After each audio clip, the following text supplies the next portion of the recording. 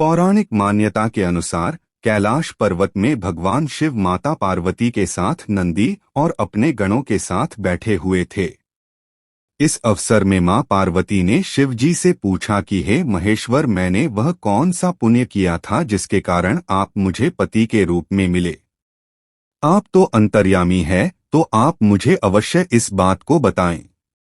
इस बात को सुनकर शंकर जी कहते हैं कि हे देवी, आपने तो अति उत्तम पुण्य का संग्रह किया था जिससे आपको मैं प्राप्त हुआ था।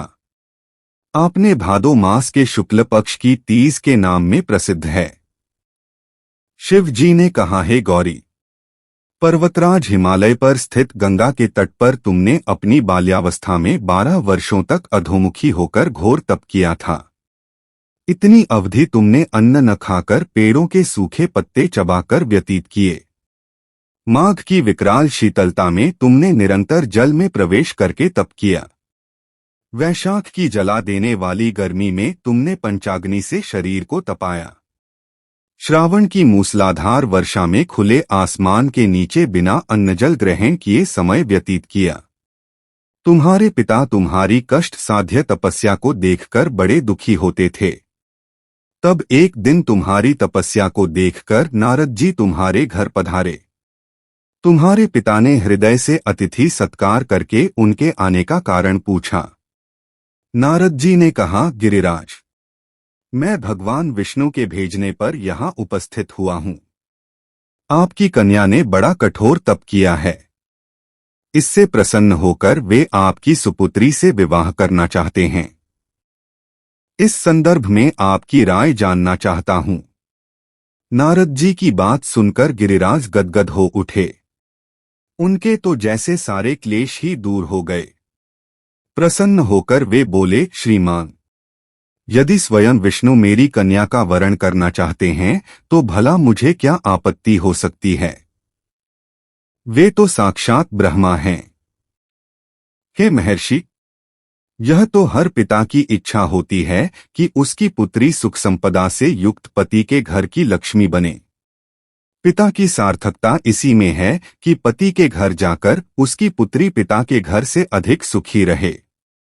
तुम्हारे पिता की स्वीकृति पाकर नारद जी विष्णु के पास गए और उनसे तुम्हारे ब्याह के निश्चित होने का समाचार सुनाया।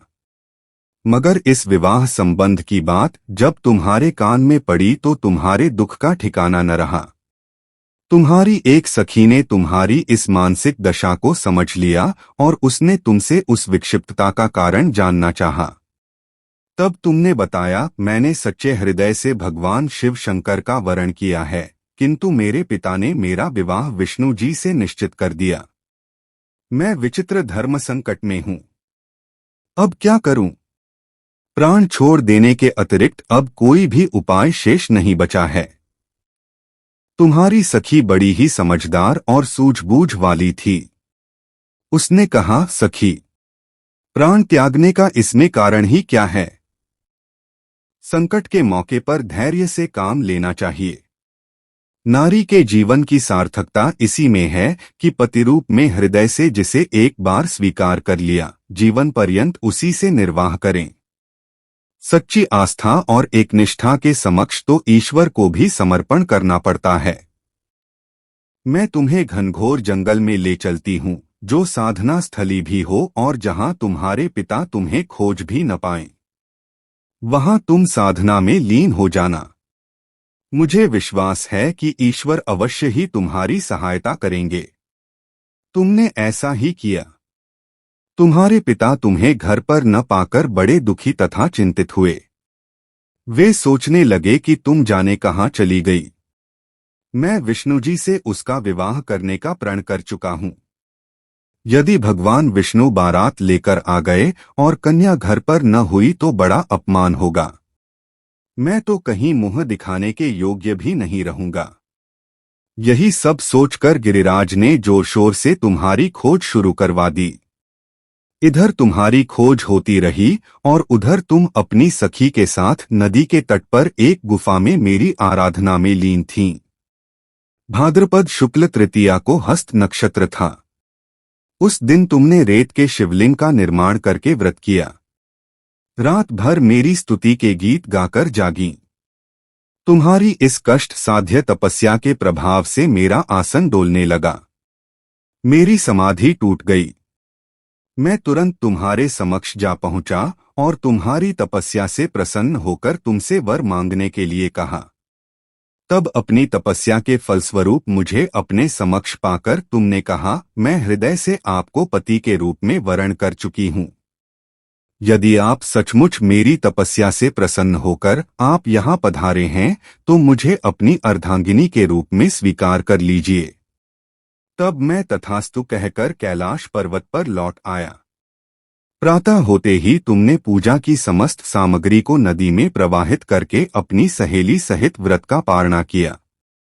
उसी समय अपने मित्र बंधु व दरबारियों सहित गिरिराज तुम्हें खोजते खोजते वहां आ पहुंचे और तुम्हारी इस कष्ट साध्य तपस्या का कारण तथा उद्देश्य पूछा। उस समय तुम्हारी दशा को देखकर गिरिराज अत्यधिक दुखी हुए और पीड़ा के कारण उनकी आंखों में आंसू उमड़ आए थे। तुमने उनके आंसू पोंछते हुए विनम्र स्वर में कहा, पिताजी, मैंने अपने जीवन का अधिकांश समय कठोर तपस्या में बिताया है। मेरी इस तपस्या का उद्देश्य केवल यही था कि मैं महादेव को पति के रूप में पाना चाहती थी। आज मैं अपनी तपस्या की कसौटी पर खरी उतर चुकी हूँ। आप क्योंकि विष्णु जी से मेरा विवाह करने का निर्णय ले चुके थे, इसलिए मैं अपने आराध्य की खोज में घर छोड़कर चली आई। अब मैं आपके साथ इसी शर्त पर घर जाऊंगी कि आप मेरा विवाह विष्णु जी से न करके महादेव जी से करेंगे। गिरिराज मान गए और तुम्हें घर ले गए। कुछ समय के पश्चात शास्त्रोक्त विधि विधान पूर्वक उन्होंने हम दोनों को विवाह सूत्र में बांध दिया। हे पार्वती, भाद्रपद की शुक्ल तृतीया को तुमने मेरी आराधना करके जो व्रत किया था, उसी के फलस्वरूप मेरा तुमसे विवाह हो सका। इसका महत्व यह है कि मैं इस व्रत को करने वाली कुंवारियों को मनोवांछित फल देता हूँ। इसलिए सौभाग्य की इच्छा करने वाली प्रत्येक युवती को यह व्रत पूरी एकनिष्ठा तथा आस्था से करना चाहिए।